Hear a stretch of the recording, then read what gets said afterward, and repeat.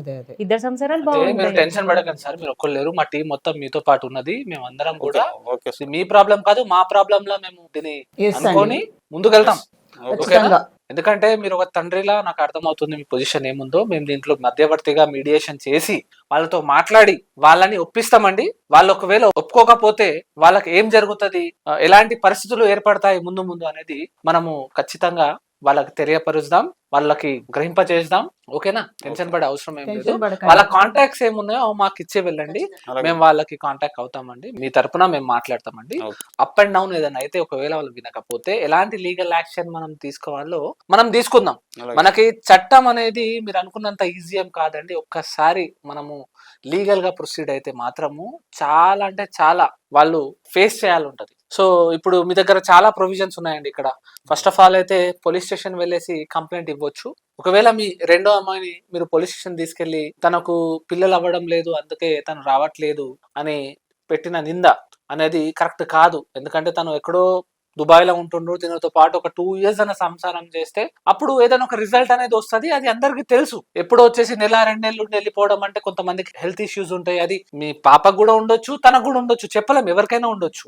So అది మనం sort out చేయొచ్చు అండి, అది పెద్దగా ఇబ్బంది ఏం లేదు. ఒకవేళ వినకపోతే మాత్రం మన దగ్గర సెక్షన్ 85 BNS ఉంటది. అండ్ తనకు మెంటల్ గా, తనకు ఎమోషనల్ గా తనకి ఎంత డిగ్రేడ్ చేశాడో దాన్ని మనము తన మీద FIR పడేలా మనం చేసుకోవచ్చు, కోర్టులో వేసుకోవచ్చు. మనకు కావాల్సిన న్యాయం మనం పొందవచ్చండి. లేదంటే మనం సామరస్యంగా మాట్లాడుకొని పెద్దల సమక్షంలో మాట్లాడుకొని కోర్టు ద్వారా మీడియేషన్ చేసుకొని కూడా ఈ సమస్యని మనం పరిష్కరించుకోవచ్చు.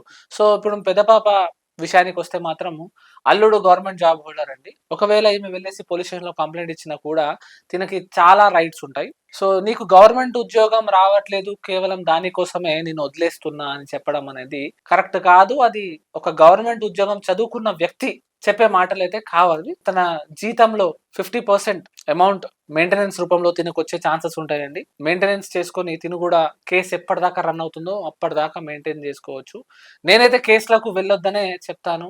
ఒక్కసారి కేసులకు వెళ్తే ఏమవుతుంది అంటే అబ్బాయి మనసులో నాకు పోలీస్ స్టేషన్ మెట్లు ఎక్కించారు, నా కోర్టు మెట్లు ఎక్కించారు అనేది ఒక మనసులో స్టాంప్ అనేది అలా పడిపోకుండా మనం ఫస్ట్ పెద్దల ద్వారా ఎన్ని రోజులు పడితే అన్ని రోజులు, నెల పడుతుందా, 2 నెలలు పడుతుందా, 3 నెలలు పడుతుందా, ఇప్పుడు ఇన్ని సంవత్సరాలు అయితే మీరు వెయిట్ చేస్తారు, ఒక 2-3 నెలలు మీరు కొద్దిగా వెయిట్ చేస్తే ఆటోమేటిక్లీ మనకు రిజల్ట్ ఏందో తెలుస్తుంది. అప్పుడు అయినా కూడా వాళ్ళు స్టబ్బన్ లా ఏ కదలిక లేనప్పుడు మనం ఇలాంటి స్టెప్స్ తీసుకోవాలి. లాస్ట్ మూమెంట్ లో ఫస్ట్ ఏది తీసుకోవద్దు, అది నేను సజెస్ట్ చేస్తున్నా మేడం.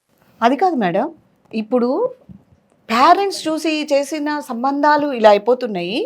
అసలు లవ్ మ్యారేజ్ చేసుకున్న వాళ్ళ ఇష్టానుసారం చేసుకున్నటివి అవి తగలబడిపోతున్నాయి.